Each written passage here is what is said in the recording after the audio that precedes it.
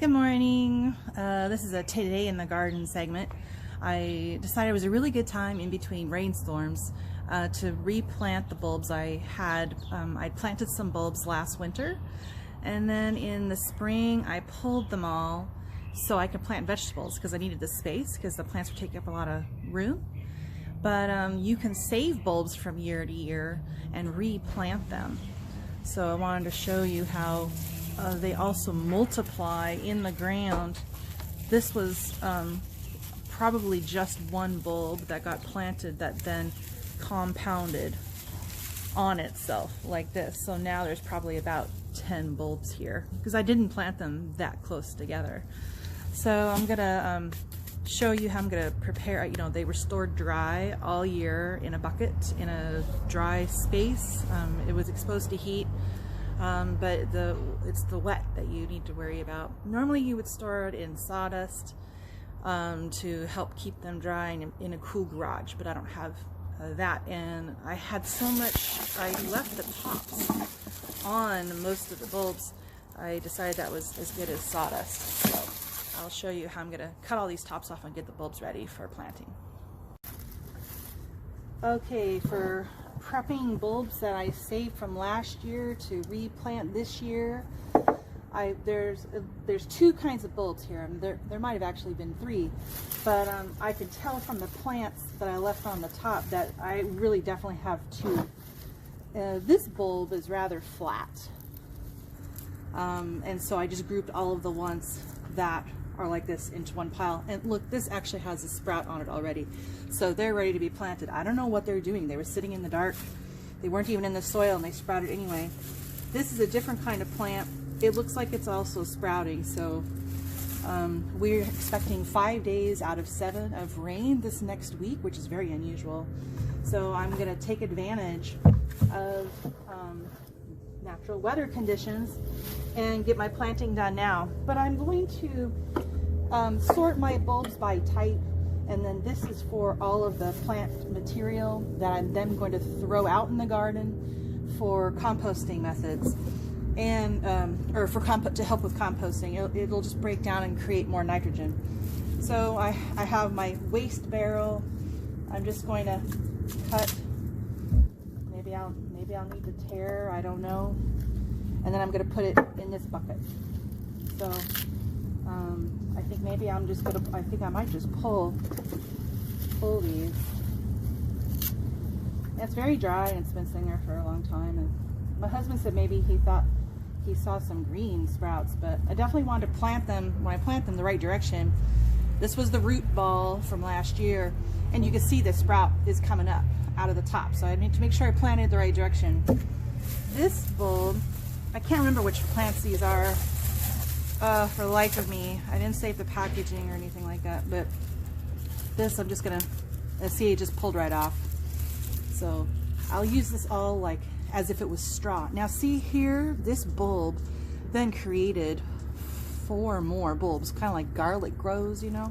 So I'm gonna pull this apart, and I suddenly just multiplied how many plants I'm going to get. This is called frugal gardening or free gardening.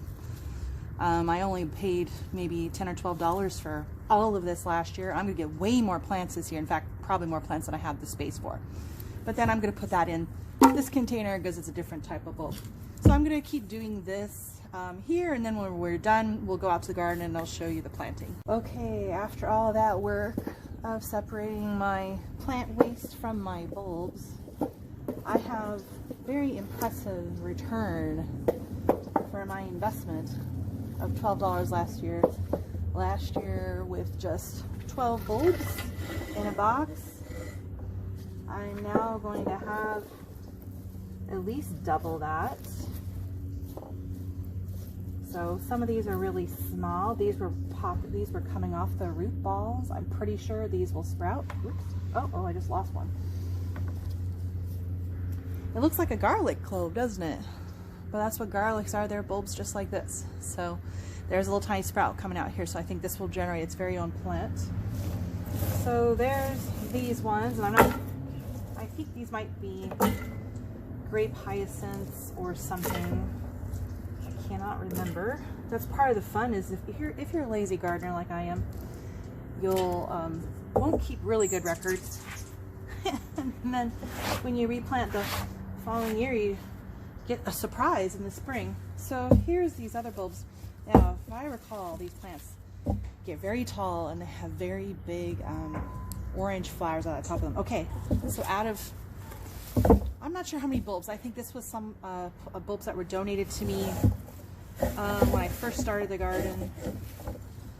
But there were, trust me, there were not this many. Oh my gosh, you know, I have way too many bulbs for my space. Almost everything has already started sprouting. So, you know, I really probably should have planted a little bit earlier. But there is so many plants here. Now, you know, when you plant a bulb, you're supposed to like 6 inches in between every plant. By the way, I finally figured out this is going to be the top and this is the bottom. This is the root that's already started, and this is the plant top that's headed for the sky. But since things were in a bucket laying on their side, I think some things are a little confused. So like this one, I think this is going to be the top of the plant. So as soon as I plant it like this, it'll turn up, and then this will turn down. So ideally you don't get this situation. You definitely plant before that time. So anyway, there's lots of really small ones here too. So this was ones where I pulled off a root ball, and many of the root balls had a bunch of little tiny bulbs on them. That's where these came from. So anyway, all right, so now I'm gonna plant this in the garden. I'm going to mass plant. I'm just going to dig a couple of, I'm probably just going to dig a whole open area and just plant them in and throw dirt on top of them and just have a massive wad of flowers come probably April. It's not really the way you're supposed to be doing it, but you know, we'll call it the French intensive / lazy gardener method. So going to the garden next. What I've done here is I turned all my soil, because on the top layer I had mulch chips from the city that I used to mulch over the summer to help retain water in the soil during the hot weather. Now I've turned it under where it will break down even faster, and what it does is it creates nitrogen, and which feeds roots of plants in the soil. And then what I'm going to do is I'm going to actually start putting in the largest bulbs, because I know for sure those are going to come back. And then I'll plant some of those little cloves, because I'm not as positive about how those are going to result, because that's the first time I've done this. So I dug trenches, and but make sure you put the top side up, so if you see a little bit of a sprout coming, put the sprout side up. This one for sure has a sprout coming. And I'm going to put them kind of close together, just because we don't have a lot of room and kind of risky like that. I like to see what I can get away with when it comes to intensive planting. The very first garden I built at a friend's house with the help of my husband was a square-foot garden. There's a book about that actually. It's been revised many times. I think that's a sprout. And which is a renaming of the French intensive method, which is what people used to do during wartime, is grow food in their yards, because there was not as much food security then, because there was rationing and shortages. So people grew their own vegetables in their yards. So anyway, I'm going to keep planting. I have 5 different rows here. I'm going to keep planting them, and then I'll show you how to cover quickly. This actually goes pretty fast.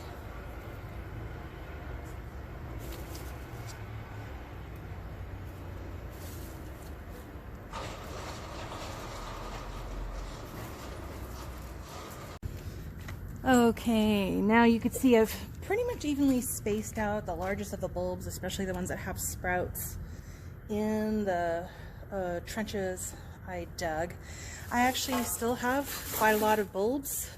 I'm just now going to start throwing them in randomly. They'll get turned under and they'll either come up or they won't. It'll either be more crowded or it won't. You know, this is the fun of gardening. Just kind of play around with it. It's not like I am going to be eating this and I have to really rely on what I'm producing. It's really more of an experiment to see what I can get away with. It's for fun. This is how you learn. I've been gardening for, God, I feel old now, 20 years. And I learn something new every year. But that is going to be intense. Intense come spring. This plant back, let's see if it's on camera. This right here, this is what all of those plants are going to be. That's a bulb that got forgotten, it looks like, and has come up on its own. And then they get about 2 to 3 feet tall and they have these really huge sprays of flowers off the top. So now I'm going to go through and cover all of my rows. And as I dug them, I pulled the dirt to the side, so I had dirt available to do this. If you're methodical about it, you just work from left to right, although in this case I need a little bit there.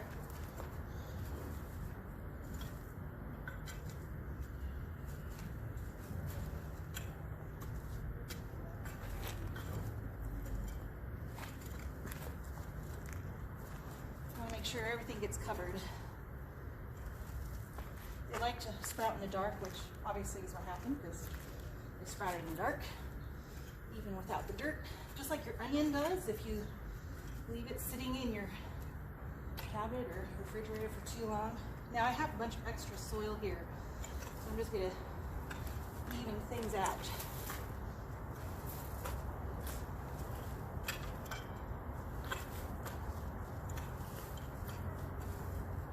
One pulled up, a couple have pulled up here, so I'm just going to make sure they're covered. And then the next step is to water this all in. And the next step is to go to, there's a city park where the city dumps all of its chips, and they're for free. So I'll go up there and get a few bags of chips and mulch all of this with chips, because otherwise the soil, when it rains, because it's going to rain this week, will just run downhill, and my garden is slightly sloped. So I definitely want to cover my soil and not lose my soil. So, okay, I got one more set of bulbs to plant, but otherwise that's today in the garden. Thanks for watching.